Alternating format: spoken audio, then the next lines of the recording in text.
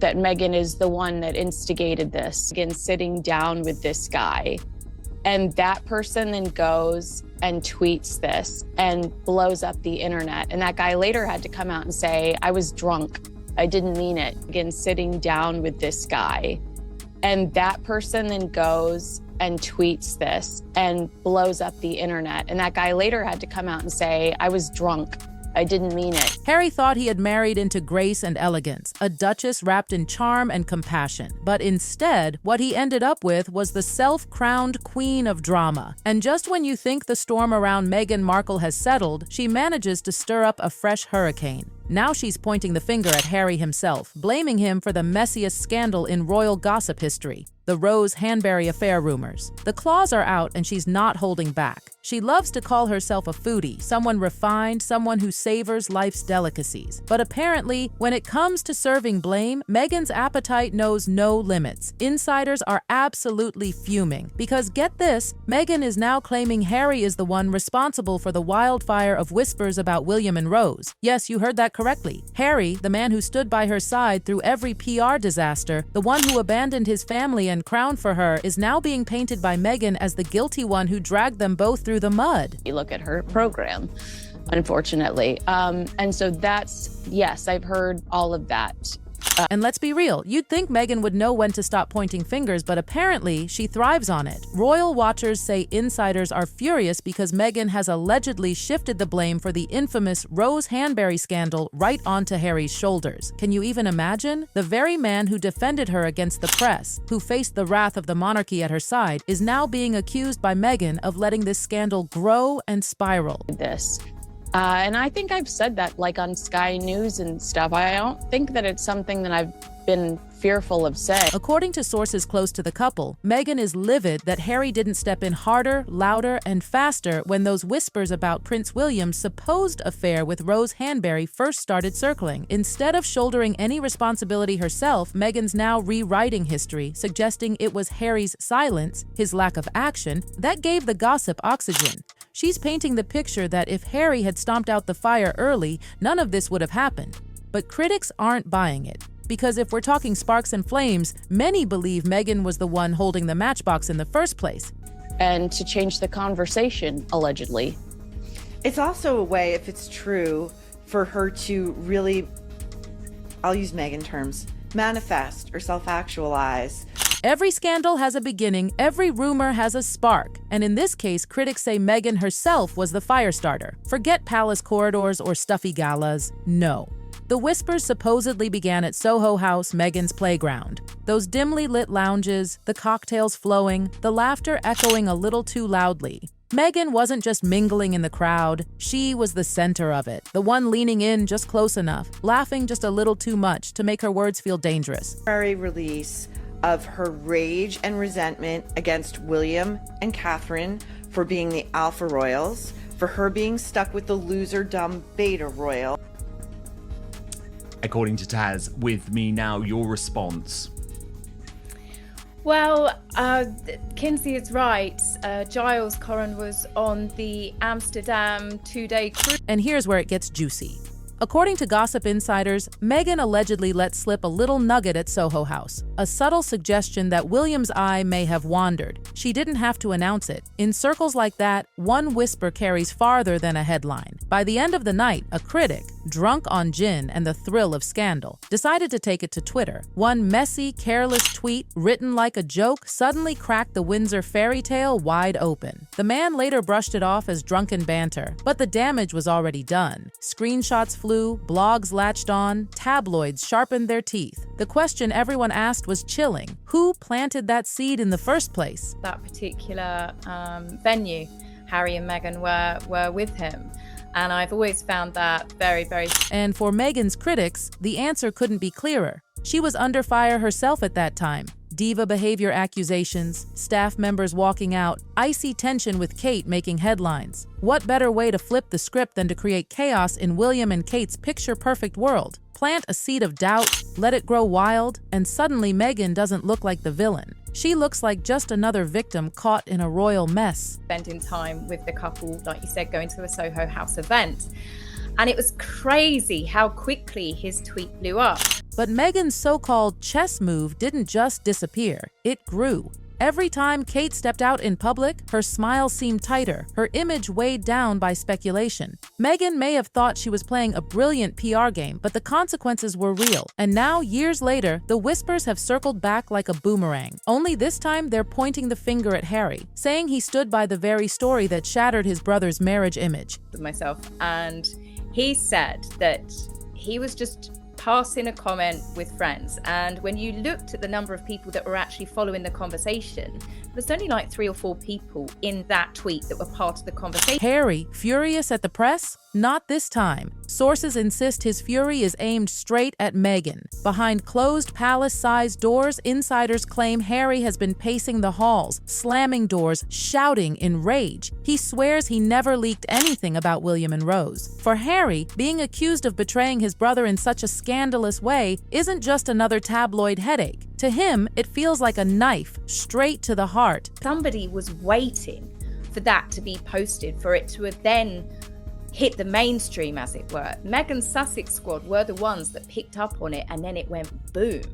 And it's like, who was following him at that time when only 4 people were in that conversation? Why was there so much attention being paid, waiting for a food critic to say something? Picture this. The very same Harry who once walked beside William during Diana's funeral. The Harry who shared inside jokes with Kate and laughed in moments of rare normalcy. That Harry is now painted as the villain who tried to torpedo William's marriage. For him, it's unbearable. And when whispers surfaced that Meghan herself may have been the one to plant those rumors, Harry reportedly felt the ground vanish beneath his feet. Every sort of story that we've had come out with Catherine being a mean girl, Catherine not giving Meghan a lift, that came from one of Meghan's friends Friends close to the couple say Harry's voice has been raised more often than not. He feels betrayed, cornered, used. One insider even revealed that Harry has been telling people, Meghan started this and now everyone thinks it was me. Imagine that. The man who gave up his crown for her now believes she's thrown him under the bus. Strong words, but insiders say it's the rawest glimpse into Harry's private agony. It's one of the magazines over there, a gossip one,